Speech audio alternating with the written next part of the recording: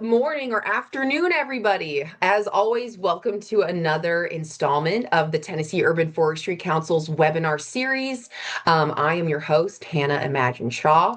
I am joined here, as always, by Kevin Bolger, our program director. Today, Katie is out, who is our facilitator for these events. So we have the lovely Alyssa here today. Thank you, Alyssa, so much for volunteering your time to step in with this organization. We really appreciate this. Katie is in Japan. So, I mean, that's awesome. Hopefully she'll bring us back some cool photos of their forests. And then as you guys probably know, we've already got Kasey Krouse on here, which I'll give an introduction for in a second. But we've got a host of people here today. Thank you all so much for joining us. Before I pass it over to Alyssa to do some housekeeping, just because we've got so many events happening here in the state of Tennessee, I wanted to go over some of the events we've got going on right now. So for those of you that are in the Southeast and you want to come into the state of Tennessee to enjoy some events with us, we have the ISA Southern Chapter tree climbing competition actively happening right now. So I'm on the board with that, and we have guys out in the field getting everything prepped right now. So if you're around, if you're free and available, please join us at the Ellington Agricultural Center starting this Friday through Sunday for the tree climbing comp. It's going to be an amazing event. We've got a whole host of competitors, and there's a lot of volunteers out there. On top of that, for those of you in Tennessee, we have the Canopy Connections event, which is a networking event for arborists and urban foresters and horticulturists alike to get together. That's happening in the city of Nashville on June 25th at Fat Bottom Brewing. If you want more details, just visit the events on tufc.com. We've also got another webinar next month for nocturnal moths on Thursday, the 16th of July. We've got the prescription pruning qualification happening on July 29th through 31st. Don't want to get the dates wrong, in Chattanooga, Tennessee. So if you're interested in taking that course, please join us. We still have some slots available, but get in there as soon as possible. Beyond that, August is coming up, and we've got the ISA prep course happening in Nashville, August 26th through 28th. And I think besides that, we've pretty much got the conference. So if you're interested in attending any of these awesome events, go visit tufc.com, look at our events page, reach out to us. We want to see you guys there. So with that, Alyssa, if you want to take over the housekeeping, and then we'll get into the talk today. Thank you. Yeah, welcome everybody. Just a quick thing. I know we have a lot of returning people, so I'm sure you all know what to do by now. But we do offer CEUs for ISA and SAF for attending these webinars. So if you are interested in claiming those CEUs, you need to make sure that you have registered and paid the $10 fee to get credit. No payment is needed from the general public for general attendees or for TUFC members. We are going to verify your attendance at the end of the webinar, so be sure you stick around until the end. We'll have a link where you can verify your attendance. Also, if you have any questions for Kasey throughout the webinar, you can put them in the chat, and we are going to address them at the end as there is time. Oh, and a reminder to please update your username in Zoom. You are claiming CEUs. That helps us match up everyone's attendance. And I believe that is it. I will turn it back over to you, Imagine. Thanks, Alyssa. All right. Well, the reason that you're all here is to get some awesome content and education for today. So I'm sure you already know, but the topic of today's discussion is species selection in the Southeastern United States, lessons learned from an urban forester. And it's not just any urban forester, it's Kasey Krouse. For those of you that aren't involved in the Southern chapter of the ISA, Kasey was actually once our president of the organization. So personally, I mean, he's an amazing guy. He does a lot of amazing stuff, but I know a lot about him because of his time in the chapter. Just a brief background of Kasey. He's an urban forester, the urban forester for the city of Knoxville, Tennessee. He is responsible for the expansion, protection, and maintenance of the city's urban forests and implementing city urban forest master plans. Prior to joining the city of Knoxville in 2012, Kasey worked as a project manager and consultant for Davie Resource Group. He is a board certified master arborist, tree risk assessment qualified individual, and he is a certified urban forestry professional with the International Society of Arboriculture. He's got a BS in forestry from Purdue, And he resides out here in Fountain City, Tennessee with his wife Beth, his daughters Eleanor and Amelia, and he's got a bunch of chickens too, and that's really cool. So without further ado, I will let Kasey take over. Thank you so much for joining us today, Kasey. All right, welcome. Just real quick on the screen check. Everybody, you good on that? Everyone? All right. And sound is there. Everyone can hear me, sounds like. So we're ready to roll. All right. Well, I appreciate everyone coming out here. And I think as we get into this presentation, I will go over my 13 years of being here in Knoxville and share a lot of my experience in species selection. Um, and hopefully you learn one or two things about some of the things that are going on here in the Southeastern United States. And as you will learn, I think a lot of this has to do with experience as you know, us as practitioners go. So just a little background on Knoxville. So our urban forestry division started in 2013. The population of Knoxville today is around 204,000 people. When I started here, it was 183, so we are growing, as of many cities these days in the southeastern United States. Our public tree population is, these are like the trees in our maintained spaces, around 28,000 trees. When we started in 2013, we had around 17,000, so it has grown as well. We have thousands of acres of woodland and forest land that we manage, and as well as hundreds of miles of greenways and trails. As if you have ever visited Knoxville and had a chance, we're famous for our urban wilderness, if you would. It has hundreds of trails, of bike trails and forest land that's interconnected between public and private property in the south part of the city. So it's pretty cool. You can ride a bike from downtown Knoxville and have access to over 100 miles of mountain bike trails within like 5 minutes. So we have a crew of 10, and we essentially are a one-stop shop. And what that entails is we oversee maintenance, plans review, and inspections, all the regulatory stuff as it pertains to our tree protection ordinance. And I do a lot of this as far as outreach and education goes as well.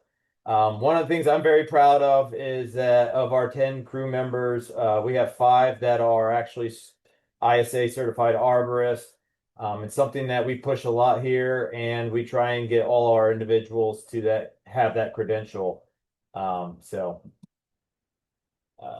So back in 2024, we had our urban forest master plan. Some of you may have heard about this that are local, but we went through a very rigorous process in trying to figure out where we wanted to go the next 30 years.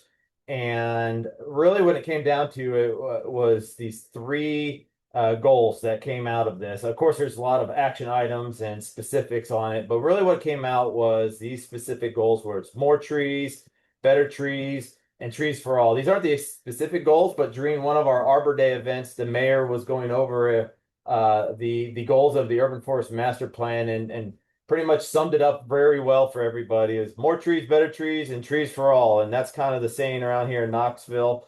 And a lot of that's going to be talked about today, and hopefully you kind of got an idea of what that's all about.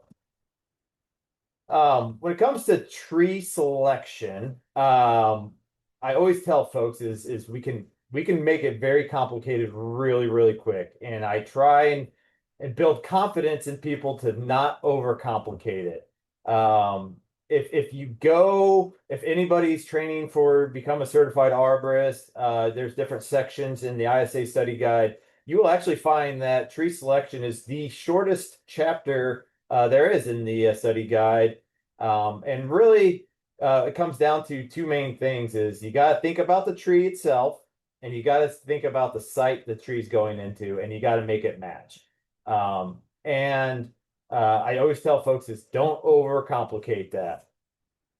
One of the things I always tell, we have a program of volunteer foresters here in Knoxville. We work with our nonprofit Trees Knoxville on, and I do the same talk about right tree, right place. And I always tell folks, like, go ahead, just plant the tree sometimes. Like, no one's ever been arrested for planting a tree. Like, it's okay. Well, one of those volunteer foresters were sure to let me know that someone has indeed been arrested for planting trees. This specific individual planted 165 coconut palms in Hawaii and was arrested for planting trees. So I guess I can't really use that saying anymore of like, you'll never be arrested, but apparently maybe just plant one or two trees, maybe not 165 on someone else's property. Um, so here it is, the site considerations and the tree considerations. These are the things that you'll come straight out of the ISA study guide. As far as pertains to site conditions, you got climate considerations like hardiness zone and precipitation, wind and sun.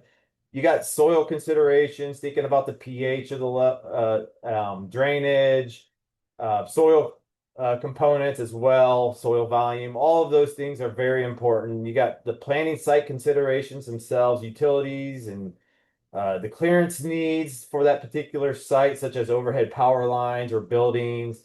You always got to be thinking about the future use of the area, future plans, what might impact will a tree be growing into some future plans?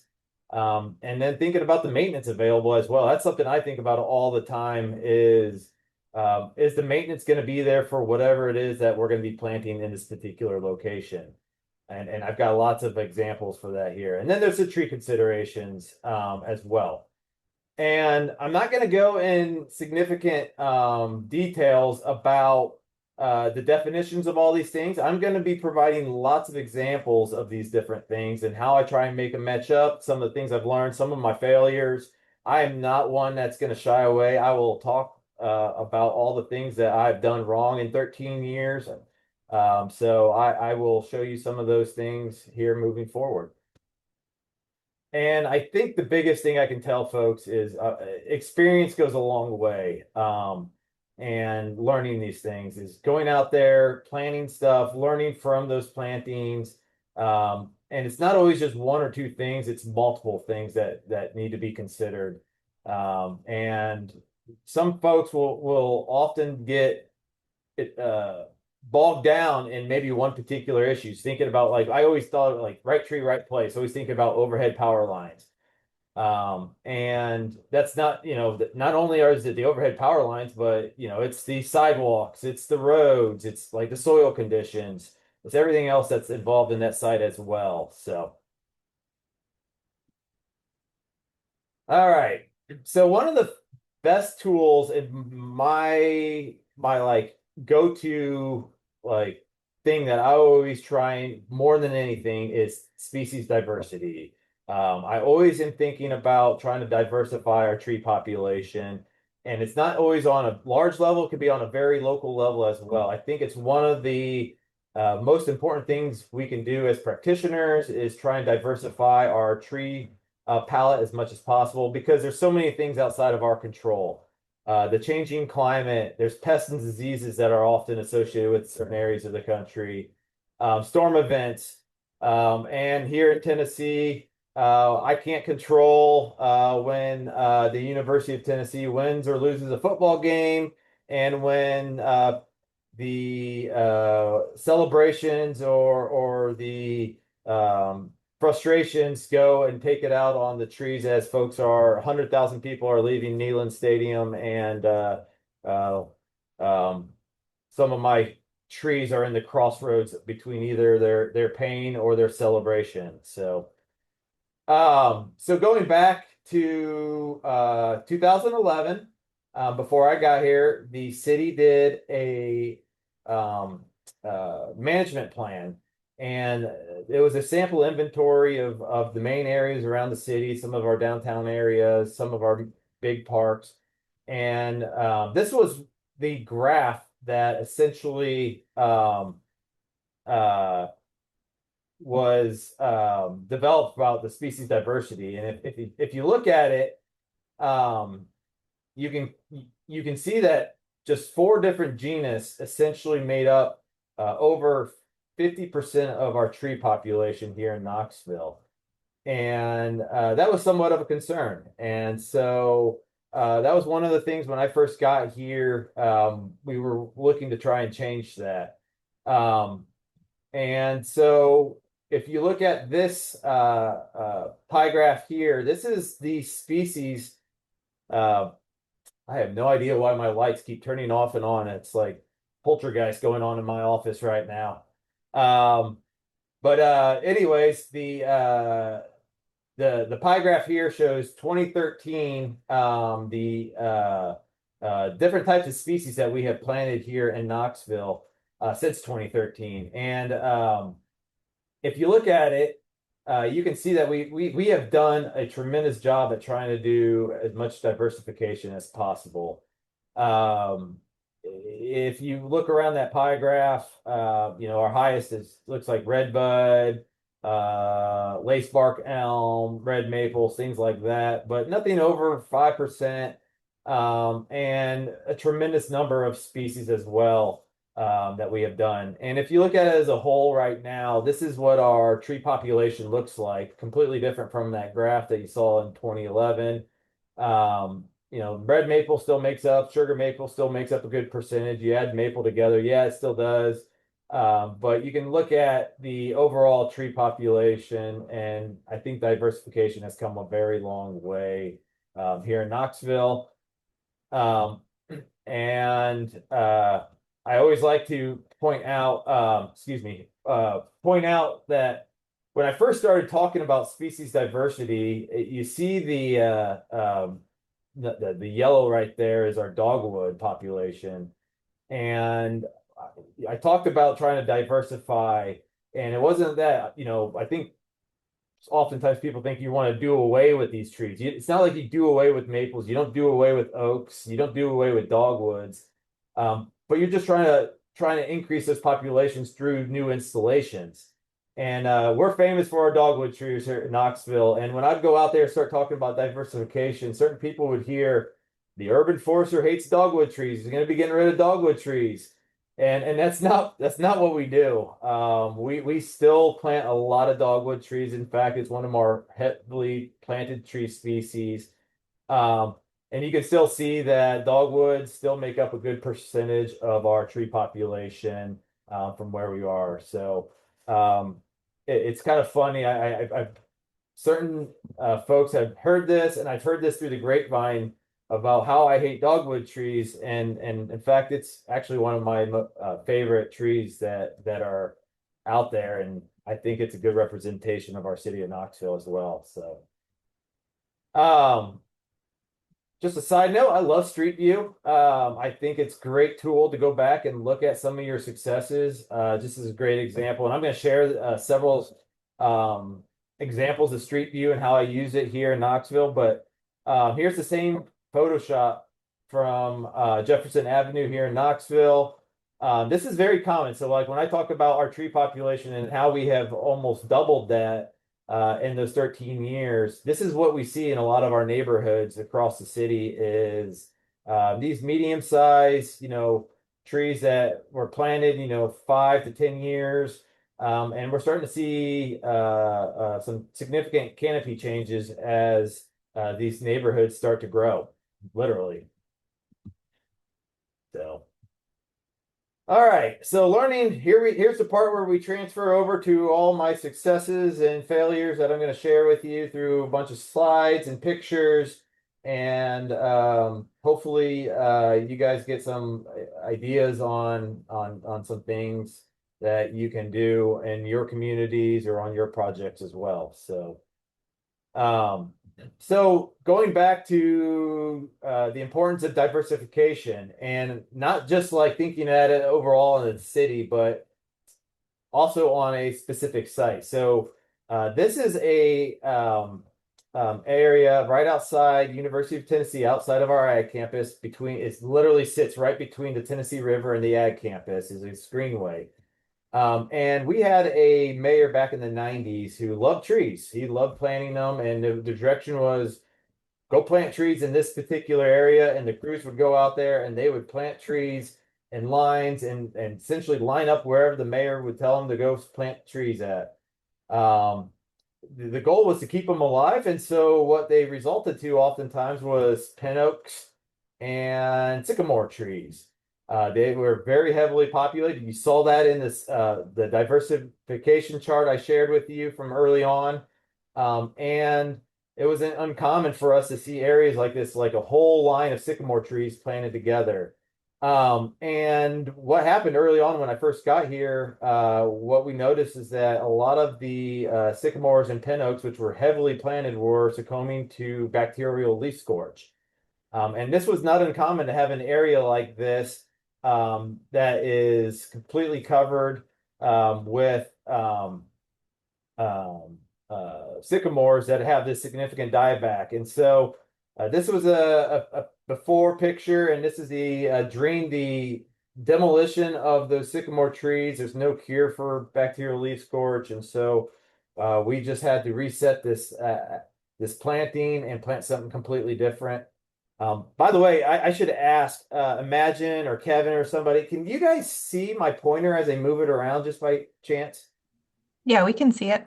Awesome. I just want to make sure because I'm going to be pointing to specific things as we move forward. So thank you. Here's that same project along the river. You can see we planted a bunch of different things. We have some bald cypress, catalpa, cherry, black gum. And you can see we put a whole array of different things in that particular area.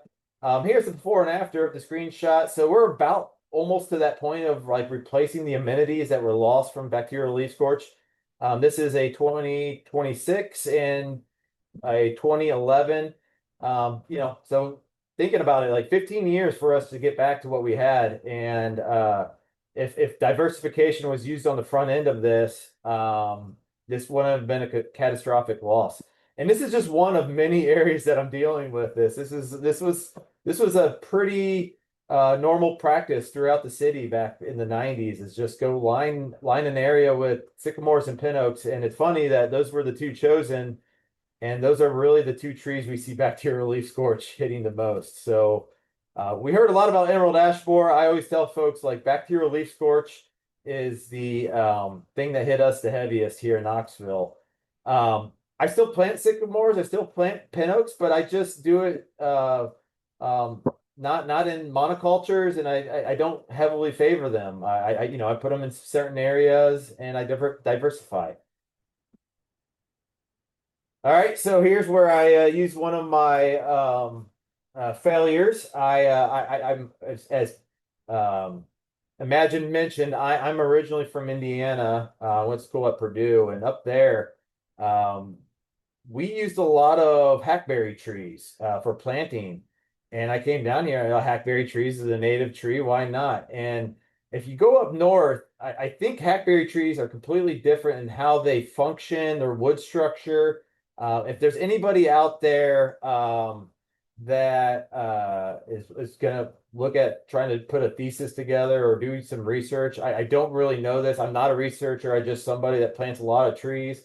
But I really think there's a difference as far as wood structure goes from their northern and southern ranges. It probably has something to do with growth rates, but you see it definitely with hackberry trees. Up north, they tend to put a little bit better wood structure, I feel like. And down here in the south, they are just a nuisance.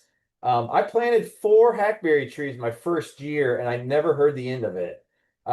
People do not like hackberry trees around here. They're native. They're great for wildlife. They have their space. But this is a lot what we see with storm damage after windstorms and things like that. We still have one of those, tree 11603, still out there. It's our lone hackberry tree that we have planted in 13 years. I really don't need to plant these things. They come in on their own. We still have them in our parks and I promote them, but not a great street tree around here. Definitely was a failure on my part, but lessons learned and we move forward. So going the wrong direction here. I will say this too, for anybody who does work inside and runs an inventory, one of the best attributes to keep track of, I feel like, is planting year. It's one thing that we do at the city of Knoxville is just track which year it's been planted. It has a lot to do with our maintenance schedule. So we know we water our trees for 2 years after they've been planted. They get pruned for structural purposes at years 3 and then again at year 7. So we can track all of that. We know which trees need to be pruned on those pruning cycles.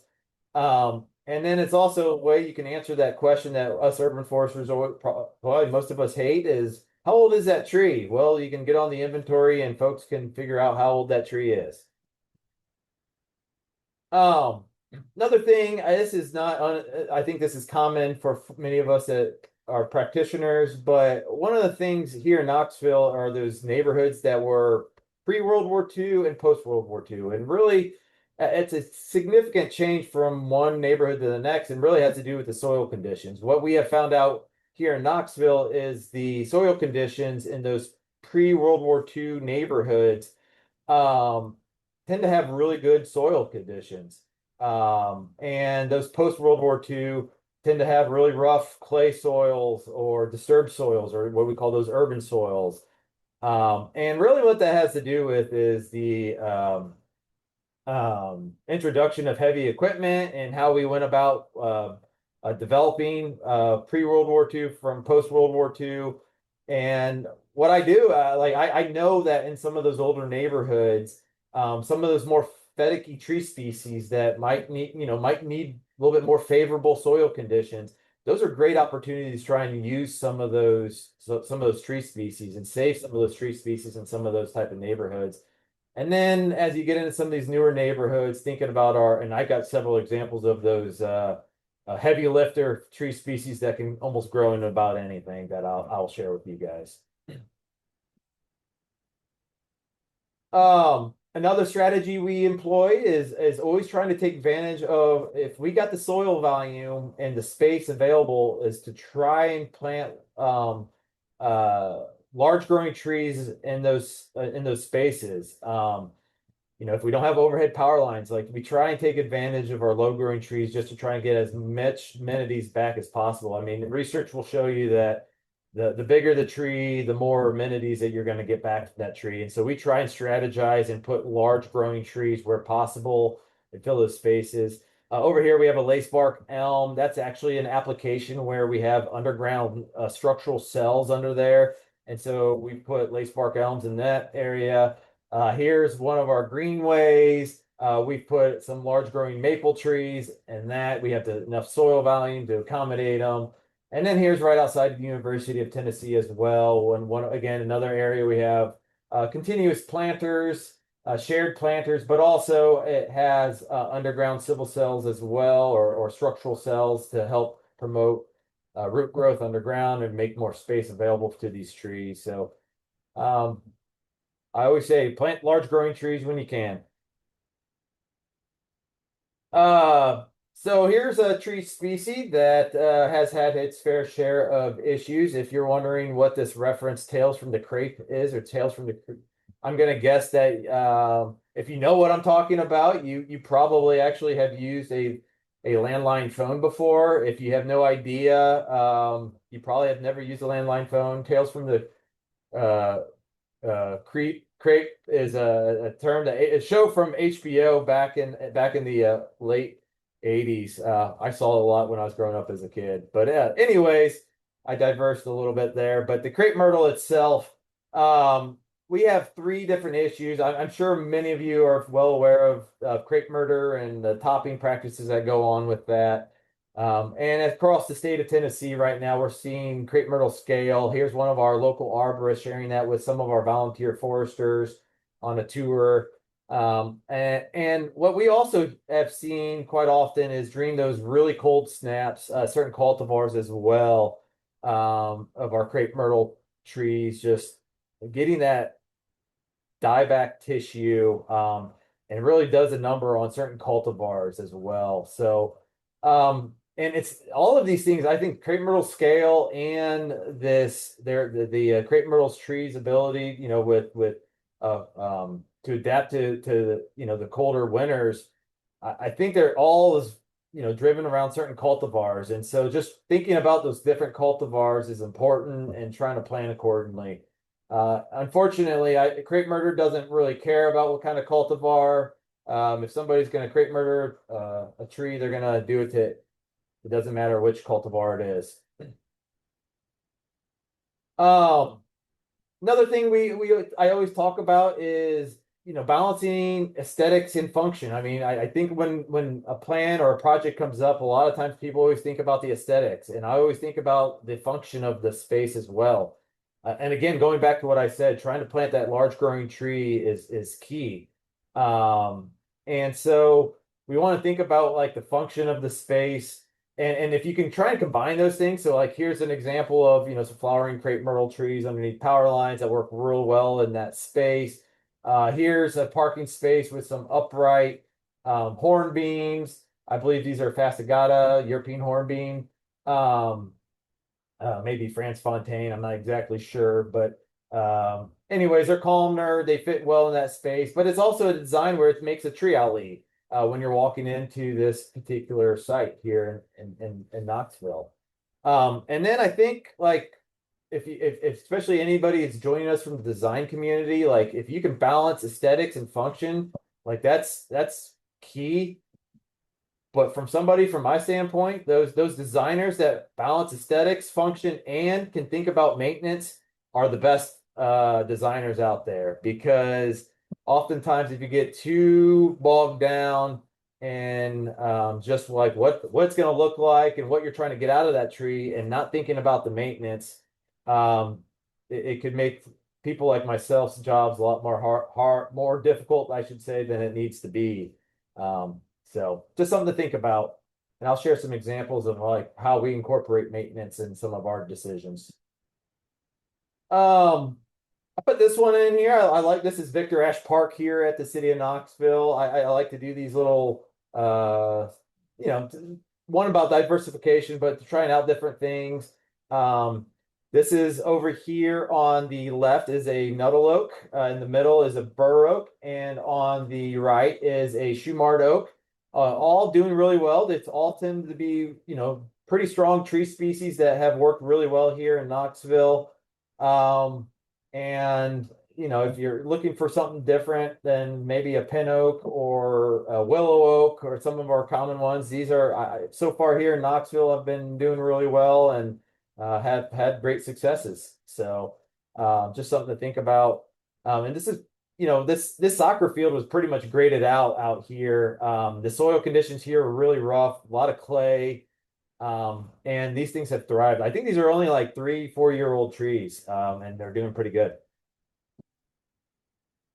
All right, the Princeton of Darkness. So many folks on this call may have experienced this. This was a tree that we with the Dutch elm disease and trying to start doing something different and trying to get American elms back in our tree population, we went out and started planting some Princeton elms around town, and they were great up until the point where they get some size to them. We experienced a lot of issues. One, structurally, this was not uncommon for us to see this, where poor structure, almost like the Bradford pear, if you will, multiple branches coming from one spot. Obviously, that can be fixed with good pruning. But the problem with pruning them, and what we found out, is there's a disease associated with them as well, not just Dutch elm disease, but elm yellows. And we have found out throughout the city that many of our American elm varieties are susceptible to elm yellows. We get these trees in around 8 to 9 inches. They come down with elm yellows, and the tree ends up dying. It's a phytoplasm disease. Not much you can do about it. And so we've kind of shied away from the American elm varieties. Unfortunately, we still allow, we have a couple great old just naturally occurring elm trees in a lot of our parks, but it's not one that's done really well here in Knoxville. This is right outside my office here. This is 2 American elms. This is what it looks like with the elm yellow comes on. We just removed that tree. We keep the other one. And I have a couple experiments going out right now where we have introduced some other, not the American varieties. This is a frontier elm right here. We've done some New Horizon installations as well. And we're just trying them out and seeing how things are going there. And I plant them right back where that tree was, where it had elm yellows disease, and so far no issues. I don't suggest doing that, but from my perspective, we needed to learn, and so I've got a couple test plots out there, and so far, it's been a success. Completely different species than the American elm, so. Uh, so yeah, another thing with the couple issues with some of our northern tree species that do grow here. So honey locust over here on the left, Zelkova here in the middle, Japanese Zelkova, and Norway maple here on the right. Um, all trees that we saw around here when I moved to Knoxville, commonly planted. Uh, but they all have had their issues, and especially with the heat and humidity here, they don't do really well in Knoxville.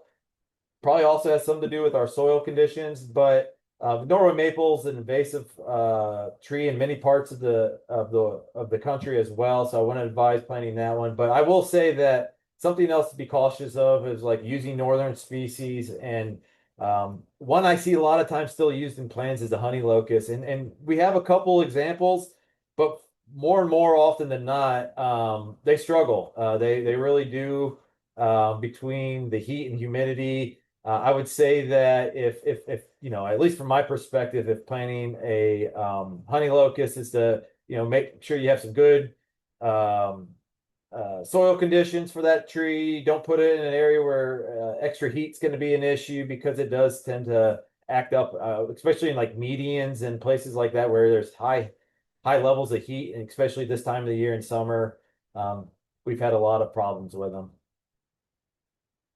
Um, so this is our miracle tree. I'm sure a lot of people know that, the ginkgo tree. I'm gonna try to share a video. Hopefully this works. So this is a ginkgo tree at one of our parks. I got a call from a friend of mine, Tom Wellborn. He's founder of Trees Knoxville here in Knoxville, and said that some kids were taking a hatchet to one of the ginkgo trees at this particular park. And I went out there, and sure enough, they had taken a hatchet all the way around this tree. This is actually about 6 years after they did this, and I'm just going to share this video. Hopefully it works. Hopefully you guys can see this. And you can see that they actually went all the way around the cambium on this ginkgo tree, and it's starting to seal itself off. So. This is where it's at right now.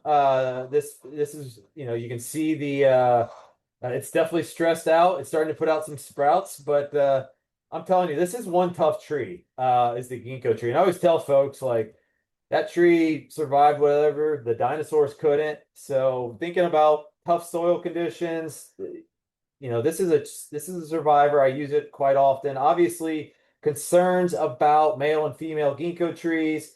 And just one of the things I've noticed here in Knoxville is that the unsexed or the ungrafted trees tend to have a little bit stronger growth form. Here's one that is a male, and it has more of a rounded crown. So this is an unsexed and a sexed ginkgo tree right next to each other. The unsexed one is on the left, and the grafted one is on the right, and you can see clearly the form is completely different. I still plant unsexed ginkgo trees mainly in public spaces and things like that, where they're not going to be a major issue if they do end up being females. But obviously, there's just something to think about. Like that, this is a lot harder tree to try and get into form, is the ones that are grafted. We've had some issues trying to like get a nice straight crown out of that tree. So there's some maintenance on the back end of that as well. So I guess my take-home message is, just because you plant a female ginkgo tree doesn't mean it's free of problems. There's more than likely going to be some issues on that as well. And we've had some issues with grafting as well. But that's just my experience. I'm sure I'd love to hear other people's perspective as well. All right, here's a couple of the what I call the hold my beer, watch this trees, the ones that want to think they can do whatever they want, and they can just be about planted in just about any site. One thing we've planted a lot here is catalpa trees, northern and southern, and they both tend to do really well. We plant them as street trees. We plant them in our parks. If you just need something to grow, sometimes that catalpa is good to go to. A Kentucky coffee tree here in the middle is another example. This is, I believe, a 7-year-old Kentucky coffee tree. Kind of put it in perspective of the size of that car over there. It's doing really well. And if you look in the background, I believe that's a sugar maple. That is about a 25-year-old sugar maple next to this Kentucky coffee tree. So just kind of give you some perspective there. And then we plant a lot of eastern red cedar. I know some parts of the country, these people see these as a nuisance.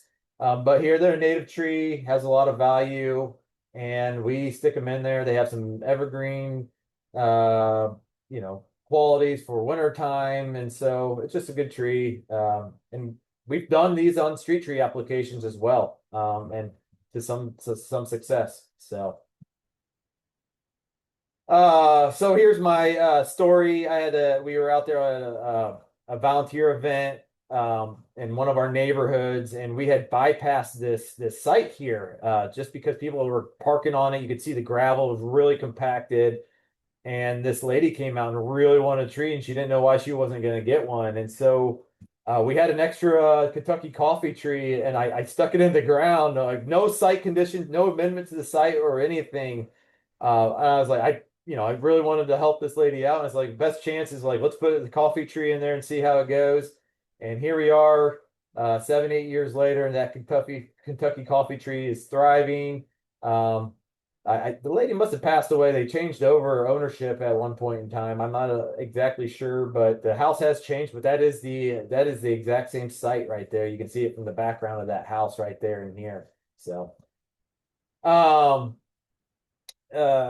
soil volume. So that's thinking about site quality. So this is what we try and avoid, this little minimal amount of soil volume. And there's really two things you can do here. You can pick in a tree that's going to tolerate those minimal soil volumes, or you can improve the site itself. And we do both of these. A little strategy in both some cases. So this is actually I think this is actually a Norway maple. It's not there anymore. In a very, very small pit. It's dead. We had to remove it. Not a good tree in minimal soil volume. Just not a good selection altogether. Here's a picture of those elm trees. So here's one where we put those underground structural cells here. That large, that tree. So here we did a site assess or changing up the site to meet, trying to get a large growing tree. But we also have picked a tree species that does real well in confined spaces, which is a lace bark elm. Here, trident maples, these are just soil pits right down by Market Square in downtown Knoxville. That's just us picking a tree species that's going to work in that little minimal amount of soil volume there. And trident maples tend to be a good one that we've used in different parts of the city. Here's obviously, you're probably wondering what's going on here. Are we going to plant a tree in the construction debris? This is actually them digging out concrete to increase. So these were pits.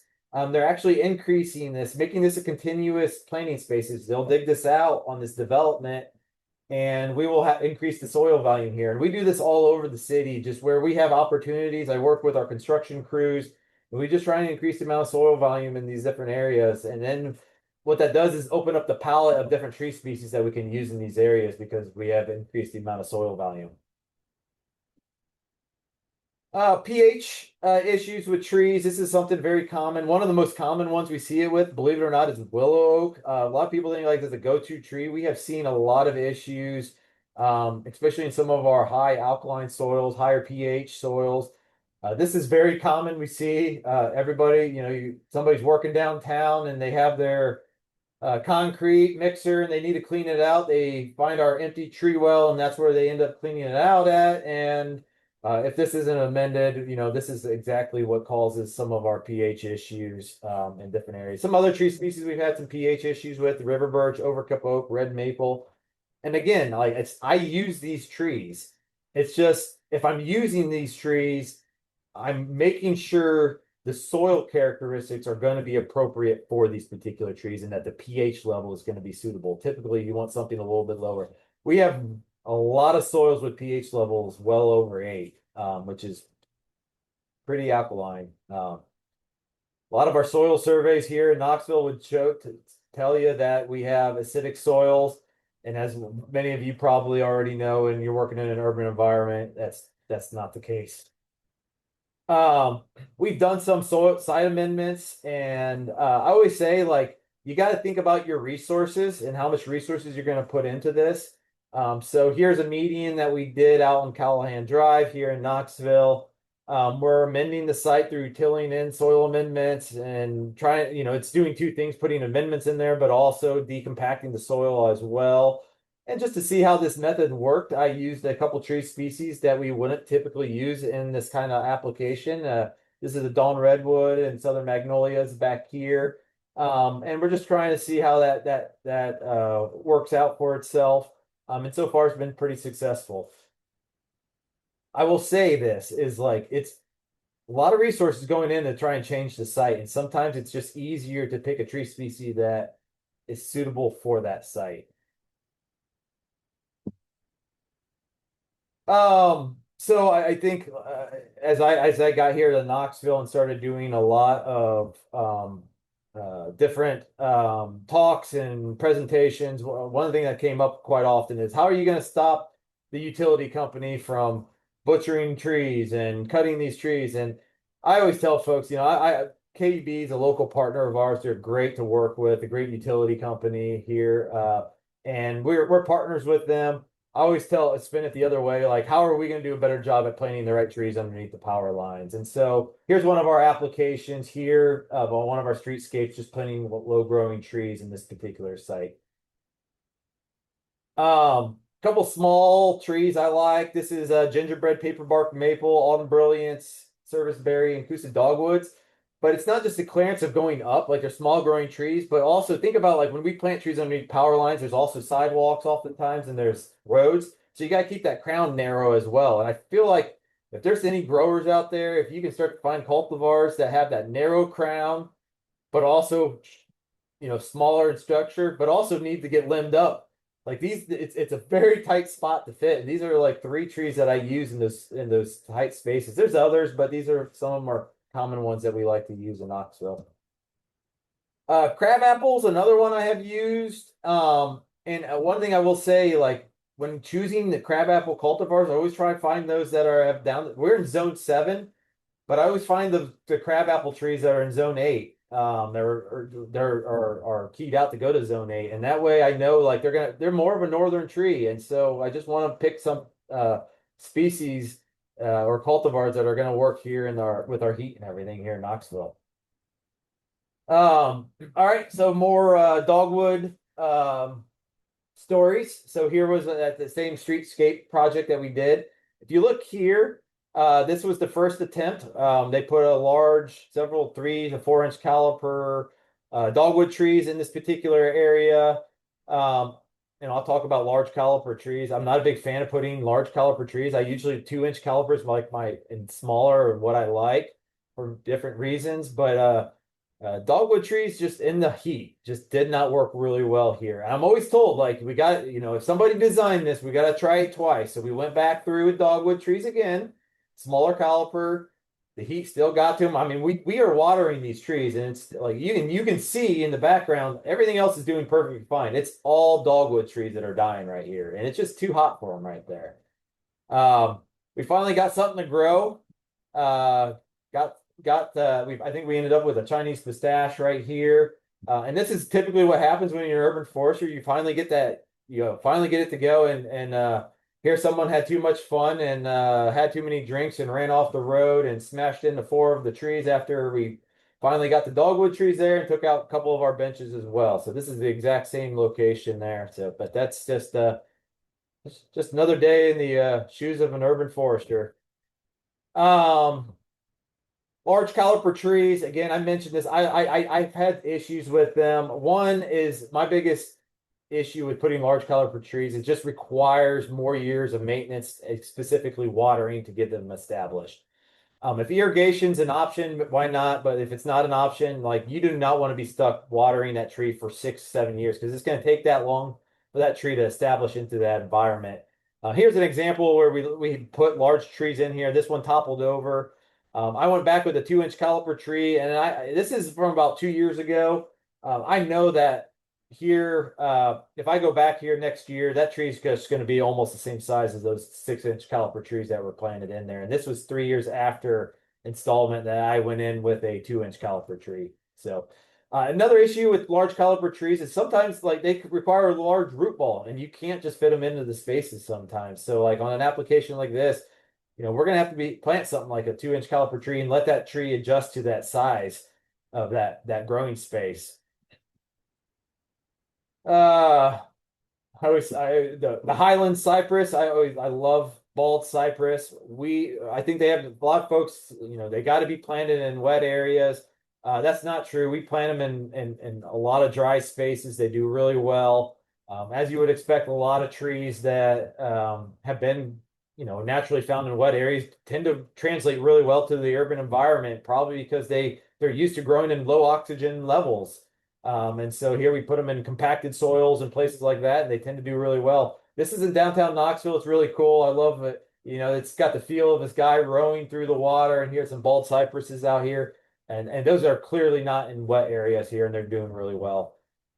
Dawn redwood, they're kind of a finicky tree. They do really well here. I've seen applications where they grow really well. Here's one, some mature ones. Here's right outside my building, my office here. And these are trees that are the exact same age. So here's one in the drainage area, gets a little bit more water. It's 2 to 3 times the size of this tree right here next to it. So, and if you go out, if you ever go out to a nursery block, I here go to McMinnville quite often, go tag the trees here. You go over to a Dawn redwood block, you're going to see the trees were all planted the same year. They are going to be all different shapes, sizes. It's unbelievable. They're very unpredictable in their form. So you just got to think about that sort of thing when planting a Dawn redwood. And they have some soil issues as well. Here's an example of one of our parks here. So here's one doing really well. Here's one stressed out, and here's one that's dead. All receiving the same level of maintenance. So here's a native versus exotic. I think obviously if you haven't found out by now, I do plant exotic trees. But our rule of thumb here is when available, we try and plant native trees. We do a lot of forest restoration areas, and here's a great example of where we replanted about 3 acres of forest land in one of our areas. We think about, instead of mowing, we're trying to change over back and convert these back to native forest. And we plant a lot of trees. Obviously, like that's not an application that's suitable for exotic plants. That is absolutely will be native. I plant a ton of native plant species in certain areas around town, especially if they match the site. And every once in a while, we have exotic tree species as well that tend to do really well in that environment. Like I said, the ginkgo tree is a great example of that. I probably just opened up a war on the question feed right now, people commenting there, but we'll get to those later. So maintenance considerations, you got to think about maintenance, and we have a very aggressive pruning program here in Knoxville. Again, we prune our trees sometimes at planting. We prune them at years 3 and years 7, and then they get put into a pruning cycle after that. So essentially, we know based on some of the spots we're going to plant them at that we are going to have follow-up care, and we're going to be able to plant certain trees in some of these locations. So here's one, like if you're going to a nursery, has that great form, that may not necessarily be the most critical thing to me because I know we're going to be able to correct it. This is all temporary branches anyways. Here's one that was planted with very bad form, and you can see the before and after of how we prune it. And we do a lot of structural pruning here in Knoxville. I say that because of our pruning program. So like some cases, you kind of think about those things. Even with an aggressive pruning program, a lace bark elm, like in our downtown area, that's a very tough tree species to try and get into a form like this. This took about I'd say every year for almost 7 years to try and get this tree in a straight lead, just to get it over the sidewalk and away from the building and everything like that. Then there's certain tree species like this, exclamation plane tree, that you barely have to do anything. It's going to have a nice straight lead to it and very minimal maintenance associated with it. This is a Eastern hop hornbeam. That's one that, tends to have more of an upright form, works really well against buildings and places like that. We use them downtown, and minimal maintenance required. So I balance those things and I think about those. It's not like I won't plant a lace bark elm if it's next to a building, but I need to know, like, I'm going to have to maintain that tree a lot more than if I would have gone in with an Eastern hop hornbeam. All right, we're getting down to the wire here. We have a Missouri gravel bed system that we have had for about 10 years now.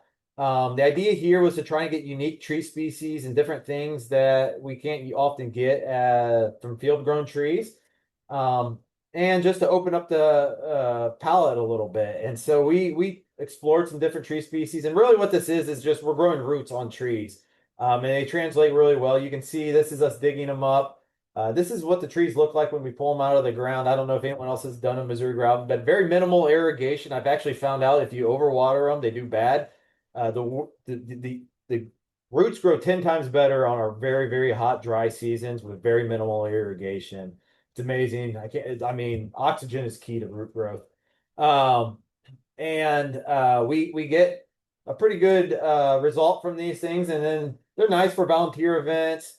We plant them along streets, these riparian areas and things like that.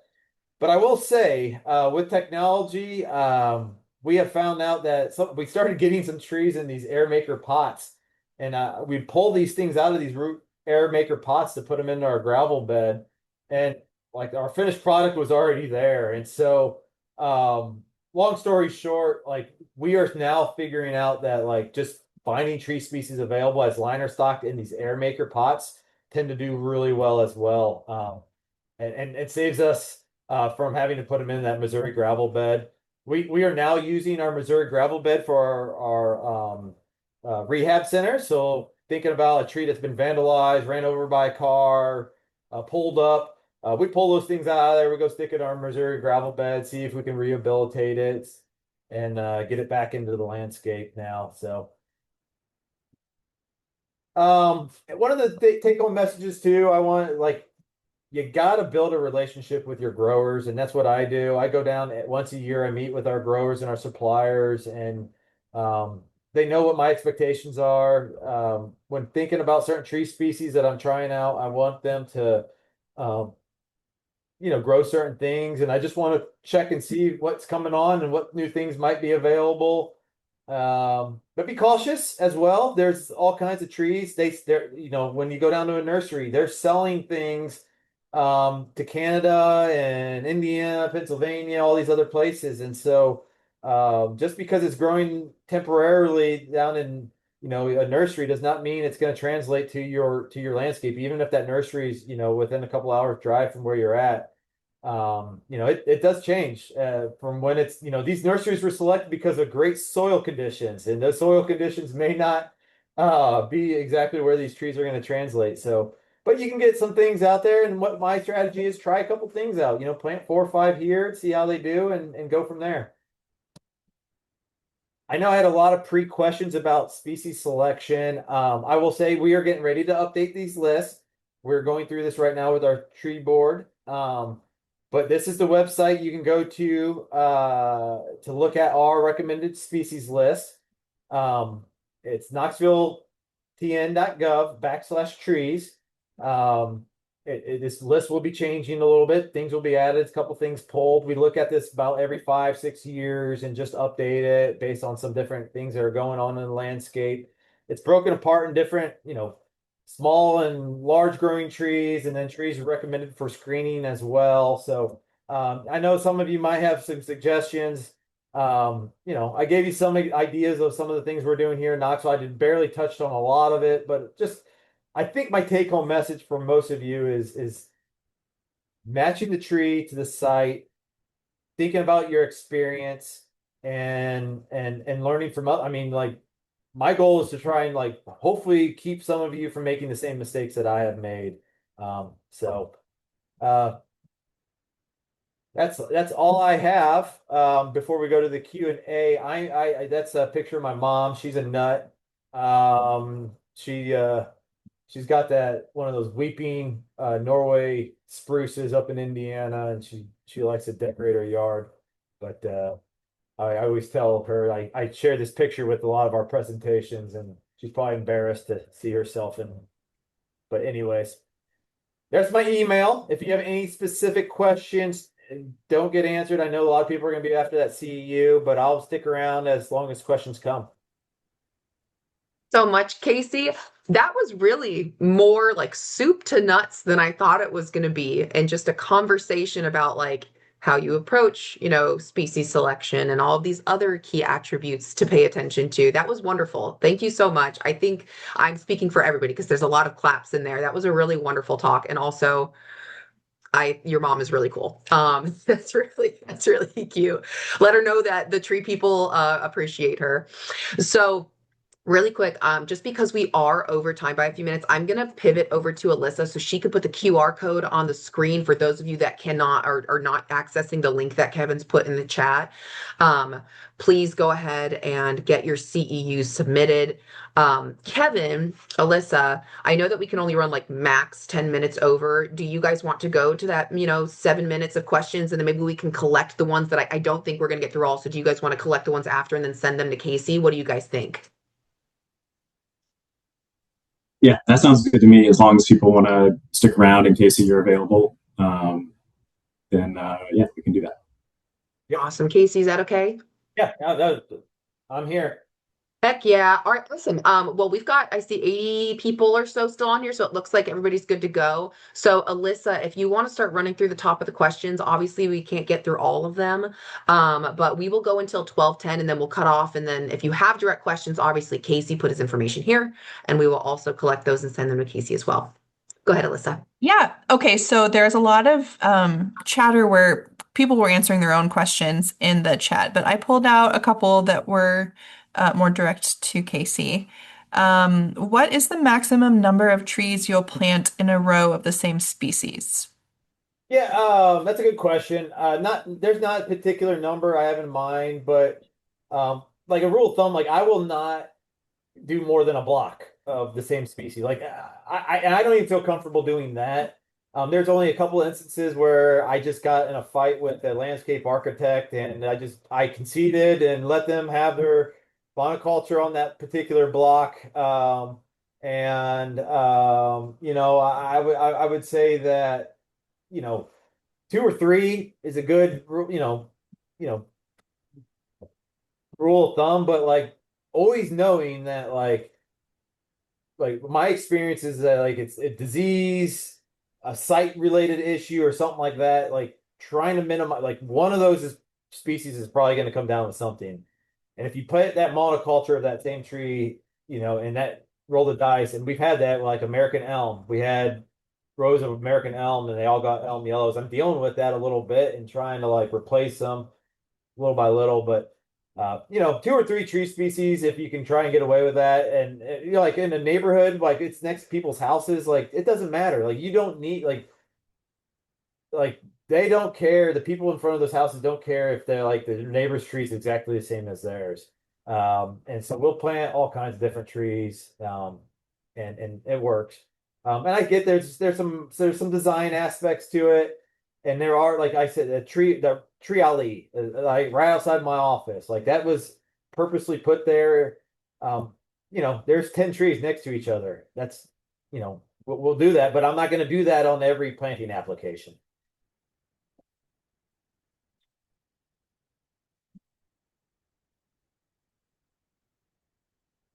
What else you got, Alyssa? Oh, can y'all hear me? Now you can. Okay. How much consideration for wildlife benefits does Knoxville include in tree plantings? Yeah, I mean that's just goes back to that native and exotic. Obviously, very minimal. As far as wildlife value, it's going to be a lot less with our exotic um, plant species. So that's why, that rule of thumb, like when you can plant native, try and plant native. It's thinking about that, but I want to go back to like where I was saying about the reforestation and wildlife habitat. I really think that like what I think is our green spaces and what I try to do is increase biodiversity in those large swath of areas. And we're doing a lot of invasive species work here. You may have seen in the news, we're getting ready to go after some significant kudzu locations here. And if I can convert, 20 acres of kudzu into native forest land, that's going to be a lot more beneficial than, me, taking a ginkgo tree out and planting one northern red oak in downtown Knoxville. So, thinking about those resources, that's kind of my philosophy and my approach. Great. Okay, next question. Do female trees have any impact on minimizing pollen? Sure. I don't know. Um, I've heard that before. I think there is probably some suggestion. I don't really know how that all works. I'll put it this way. I'm not a big fan of cultivars, for one. They have their places. I like to plant stuff that has different genetic variation. And so when I can, I try and plant straight species. Red bud's a great example of that. We've had a lot of issues with vascular wilt disease with our red bud trees. The ones that were straight species grown from seed have done really well. I just think that there's a lot of loss, like trying to plant straight species, especially when it comes to native trees, is the way to go. I don't know. I feel like if you start trying to do too much sexting a tree and this and that, you might lose some of that protection and some of like increasing genetic variation and the benefits of having that. But I don't know. That's my opinion. Some folks will. I'm not a researcher. I hopefully I made that very clear. I'm not a researcher. I just take the information and roll with it. Nice. Okay, it looks like maybe just one more question is all we have time for. Someone asked, do you have luck with planting non-cultivar red cedars? Oh yeah, that's what I plant. I try to stay away from the cultivars. I've had luck planting some cultivars. I will say this. I should say that like we've planted a couple of cedars and medians that were pretty narrow, and we wanted, there's a couple of red cedar that have cultivars that keep that narrow crown. But if it doesn't, like I try and stay away from cultivars altogether, and I plant straight red cedar. Um, they're kind of harder to come by. I probably just shared that with the world, and now everyone's gonna go take my stock down in McMinnville from me. But yeah, I love Eastern red cedar straight up as they are, and it's cool because they get all kinds of different colors to them and shades of blue and green, and some with fruit, some without. So it's, anyways, yeah. Well, that's about it for questions. Imagine if you want to wrap up. Absolutely. I know we have a lot more questions that were in the chat, so don't worry, we'll capture that, and we'll send that list to Kasey to respond to.